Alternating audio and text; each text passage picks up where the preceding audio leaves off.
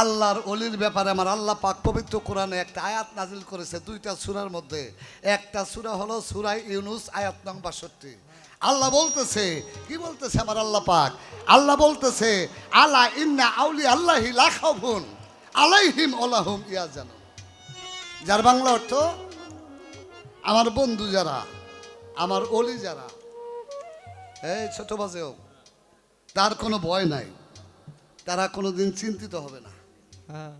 আল্লাহর ওলি যারা বাবা, তাকে মরণের ভয় নাই, তাকে দুজকের ভয় নাই, তাকে মায়ের ভয় নাই, তারা টাকা পয়সার ভয় নাই, ক্ষুধার ভয় নাই, তৃষ্ণার ভয় নাই, কিচ্ছুর ভয় নাই, একমাত্র আল্লাহকে তারা ভয় করে। আল্লাহ ব্যতীত কাউকে।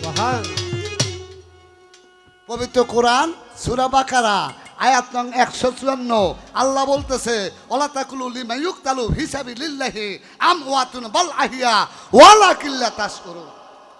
যার বাংলা অর্থ, আল্লাহ বলতেছে, আমার রাস্তায় যদি কারো জীবন দেয়, আমার রাস্তায় যদি কেহ আত্মাহুতি দেয়, আমার রাস্তায় আমার জন্য যদি কেহ জীবন উৎসর্গ করে, সাবধান, খবরদার। ধমক দিয়ে বলতেছে, তোমরা তাদের মৃত জানিও না, তারা জীবিত কিন্তু তোমরা তা বুঝো না। তাহলে আল্লাহর ওলি যারা, আল্লাহর প্রেমিক যারা, আল্লাহর বন্ধু যারা বাবা, তারা কোনোদিন মরে না। মরা মানুষের নামে উরুষ হয়েছে জীবনে, হয়নি বাবা? জেতা মানুষের নামে উরুষ হয়। কথাটা কেন বললাম? এই গান শুনতে আসছে, আল্লাহর ওলির মাহফিলে আসছে, আমরা হলো পুণ্য কামাই করতে এসেছি। এইখান থেকে কিন্তু পাপের বোঝা মাথায় করে লইয়ে যাবো অনেকে। কেমনে? আমার আল্লাহ পাক বলছে এই কথাটা হাদিসের, হাদিস বুখারী খণ্ড নাম্বার 6 হাদিস নাম্বার 6052। আল্লাহ বলতেছে, হে রাসূল আপনি বলে দিন, কোন বান্দা যদি আমার ওলির সাথে শত্রুতা পোষণ করে, আমি আল্লাহ ওর বিরুদ্ধে যুদ্ধ ঘোষণা করি। সুবহানাল্লাহ। তাহলে কোন বান্দা যদি আল্লাহর ওলির সাথে বেয়াদবি করে বাবা, আল্লাহ হলো তার বিরুদ্ধে যুদ্ধ ঘোষণা করে। আল্লাহ যদি যুদ্ধ ঘোষণা করে, ওর যাওয়ার জায়গা আসলি বাবা? না। আছে কোনো জায়গায়? এই জন্য আমার দাদা গুরু সাধক হালিম সে যে একটা গানে বলেছে, আদবে ইশক জাগে মোহাব্বতের বাজারে, বেয়াদবি কেউ কইরো না ওলি আল্লাহ দরবারে। আল্লাহর ওলির দরবারে আসছেন, বসছেন, সাবধান বাবা, আদবের খেলাফ যেন না হয়। বেয়াদবি হলে কিন্তু খুব সমস্যা হয়ে যাবে। কোন বিপদে পড়বেন এটা আপনি নিজেই বুঝবেন না। এই জন্য আল্লাহর ওলির দরবারে আসলে বাবা খুব সাবধানে থাকতে হয়। কেমটা করে তারে কি আর পাশরিতে পারে, তারে কি আর পাশরিতে পারে, নয়নে লাগে ধরে, তারে কি আর পাশরিতে পারে, ওরে তারে কি আর বাঁশরিতে পারে, তারে কি আর বাঁশরিতে পারে, নয়নে লাগে যারে, তারে কি আর বাঁশরিতে পারে, তারে কি আর বাঁশরিতে পারে। মনরে মনরে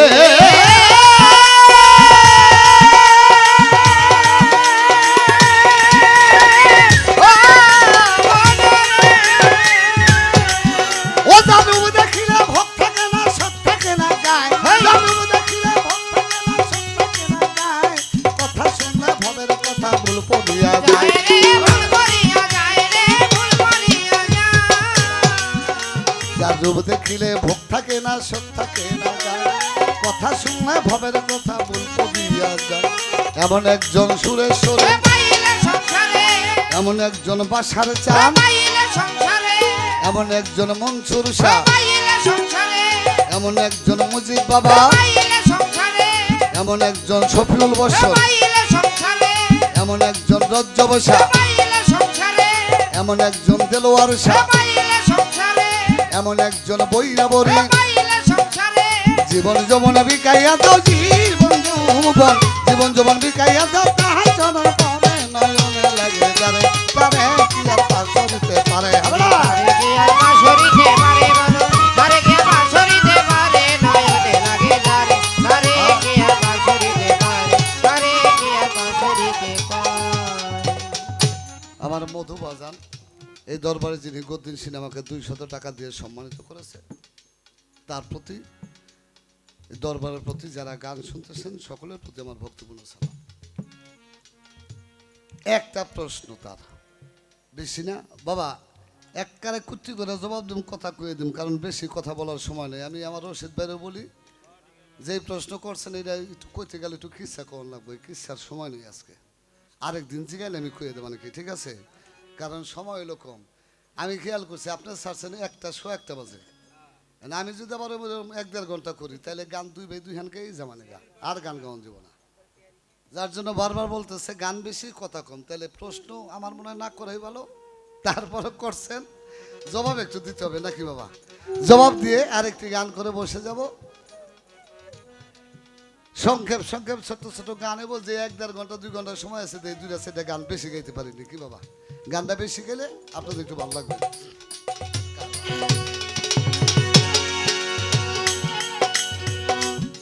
কৃষ্ণ ভক্ত দর্শনে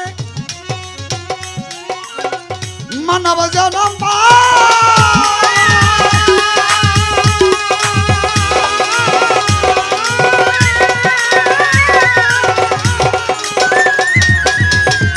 এইবার গুরু ভক্ত দর্শনে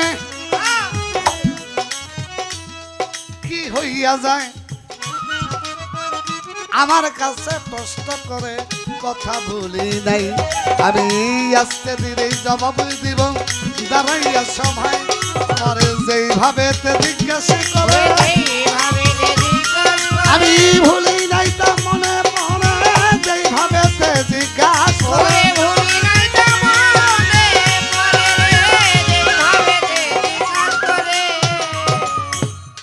একটা কথাই, একটা হলো হিন্দু শাস্ত্রে, একটা মুসলমান শাস্ত্রের, আমাকে সাধু মতবাদের। কৃষ্ণ সে হলো গুরু, ওই গুরুর যে ভক্ত, কৃষ্ণ ভক্ত দর্শনে কি হয় মানব জীবন পায়। অর্থাৎ প্রত্যেকটা মানুষ হিন্দু শাস্ত্র মোতাবেক সনাতন মতে 84 লক্ষ জনি ভ্রমণ করে তারপর হয়েছে মানব জন্ম। কৃষ্ণ ভক্ত দর্শন করলে সে মানব জন্ম পায়। 80 লক্ষ জন্ম হলো গাছে মাছে পশু পাখিতে, আর 4 লক্ষ জন্ম হলো মানব কুলে। এই মানব কুলে 4 লক্ষ বার আসতে হয় প্রত্যেকটা মানুষের। হ্যাঁ, এই পশু পাখির জন্মের লাস্টের জন্ম হলো গরুর জন্ম, গরুর জন্মের পর হলো মানব জন্ম। এই মানব কুল হলো 4 লক্ষ বছর জন্ম। আমার প্রভু আল্লাহ পাক, আমার যে প্রভু, সে দেখতেছে হেমায়ত সরকার এই জন্মে পাপমুক্ত হয়ে আসতে পারে নাই, আবার তাকে ধরা যাবে মানব হিসাবে পাঠায়। এমনি করে 4 লক্ষ বার পাঠায়। 80 লক্ষ আর 4 লক্ষ 84 লক্ষ জনম ভ্রমণ করার পর হলো মানব কুলে জনম। তাহলে কৃষ্ণ ভক্ত দর্শনে ভাই মানব জন্ম পায়, কথাটা চিরসত্য। গুরু ভক্ত দর্শনে কি হয়? গুরু ভক্ত দর্শনে জীবের পাপ মুক্তি ঘটে, পাপ নাশ হয়।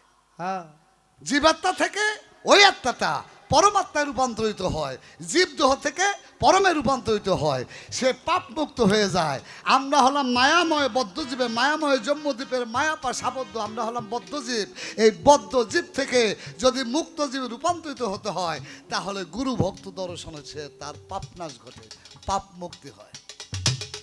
যে পাপ মুক্ত হয়ে যায় বাবা, তার আর কোনো চিন্তা ভাবনা থাকে না। ঘুরা ফিরে একই কথা, যেই লাউ সেই কদু। ওই মতে মানব জনম আর পাপ মুক্ত হয়ে গেল ওই মানুষটা যেমনি খুশি হেমনি আসা যাওয়া করতে পারে। একেবারে সংক্ষেপে ছোট্ট করে জবাব দিয়ে দিলাম। এটার অনেক বড় লম্বা হিস্ট্রি আছে, সেই দিকে আর আমি গেলাম না, কারণ রাত তো অর্ধেক পার হয়ে গেছে। ছোট্ট করে জবাব দিয়ে আরেকটি গানে চলে যাবো। ওরে নির্বিজানি আল্লাহ রাসূলে ভোলা বলে নির্বিজানি আল্লাহ রাসূলে ওরে তোরি পথে আয়, ওরে পথে আয়, গুরু নাম শরণে মুক্ত মানব হয়, গুরু নাম শরণে মুক্ত মানব হয়। আবার চিনবি যদি আল্লাহ রাসূলে, ওরে নির্বিজানি আল্লাহ রাসূলে ওরে চিনতে চাইলে আল্লাহ রাসূলে, তোরই কথা আয় বাজান গুরুর কাছে আয়, গুরুর নাম শরণে মুক্ত মানব হয়, গুরুর নাম শরণে মুক্ত মানুষ হয়।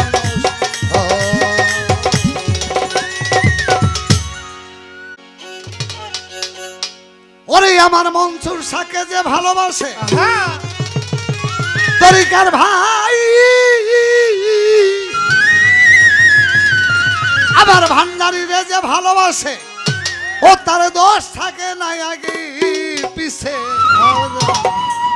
বাইরে কইরা দেহ কই পুইরাছে আঙ্গেরা নগরবাসীরা, যে পুইরাছে মুর্শিদ প্রেমের পোড়া, যে পুইরাছে ভান্ডারির পোড়া নগরবাসীরা, যে পুইরাছে সুরেশ্বরের পোড়া। আমার বন্ধুরে হবে না? ভালোবাসে রে।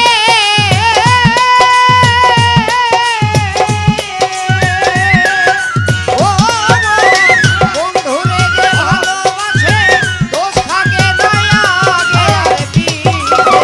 ওই রাতে ওই রাতে আঙ্গেরা নগরবাসীরা, এই বইরাতে মনসুর প্রেমে পোড়া। হবে যে বইরাতে জানু প্রেমে পোড়া নগরবাসীরা, এই বইরাতে মনসুর প্রেমে পোড়া।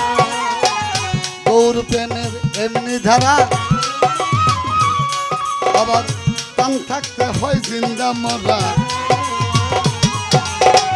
জ্ঞান থাকে না হয় গতি সাহারা। আমার ভক্ত রে জ্ঞান থাকে না হয় গো রে সাহারা, পাগল মনরে জ্ঞান থাকে না হয় গো রে সাহারা। মুর্শিদ প্রেমের এমনি ধারা, আবার জিন্দা থাকতে হয় সে মরা, জ্ঞান থাকে না হয় গতি সাহারা। আমার ভক্ত রে জ্ঞান থাকে না হয় গো রে সাহারা, পাগল মনরে জ্ঞান থাকে না হয় গো রে সাহারা। আরে ও তার ভালো মন্দ দুইটাই দুইটাই সমান রে।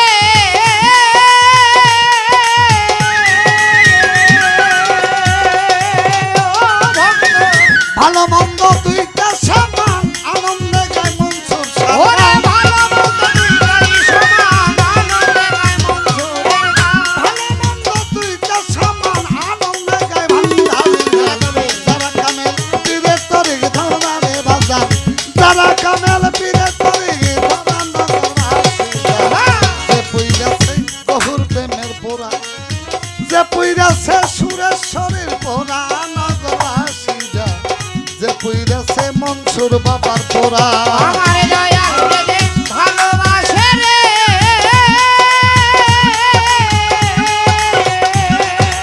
ও রে মনসুর রে ভালোবাসে, দোষ থাকে না আগের পিছে। ওই রাতে আঙ্গেরা নগরবাসীরা, এই বইরাতে দয়াল প্রেমে পোড়া। হবে যে বইরাতে দয়াল প্রেমে পোড়া নগরবাসীরা, এই বইরাতে জানুর প্রেমে পোড়া। ভিতরে বাহিরে গুরু, তারে শয়নে স্বপনে গুরু, আবার বুঝে না সে প্রাণ গৌরারে সারা। নগরবাসীরা বোঝে না সে প্রাণ গৌরারে ছাড়া, নগরবাসীরা বোঝে না সে মনসুর প্রাণে ছাড়া। ভিতরে বাহিরে গুরু, আবার শয়নে স্বপনে গুরু, আবার বুঝে না সেই মনসুর সারে সারা। নগরবাসীরা বোঝে না সে মনসুর ছাড়ে ছাড়া, নগরবাসীরা বোঝে না সে রঞ্জন প্রাণে ছাড়া। এইবার মাথায় লইয়া দুঃখের বোঝা,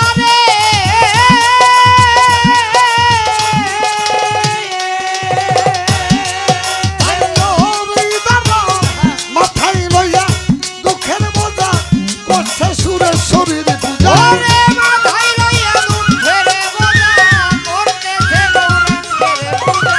মাথায় লইয়া দুঃখের বোঝা, করছে হক ভান্ডারির পূজা। সামনে কইরা ভাবের মূর্তি খাড়া একটা, সামনে কইরা ভাবের মূর্তি খাড়া নগরবাসীরা। যে ময়রাছে মনসুর সার মরা, ভাবি যে ময়রাছে সুরেশ্বরীর মরা নগরবাসীরা। যে ময়রাছে রজ্জব সারই মরা।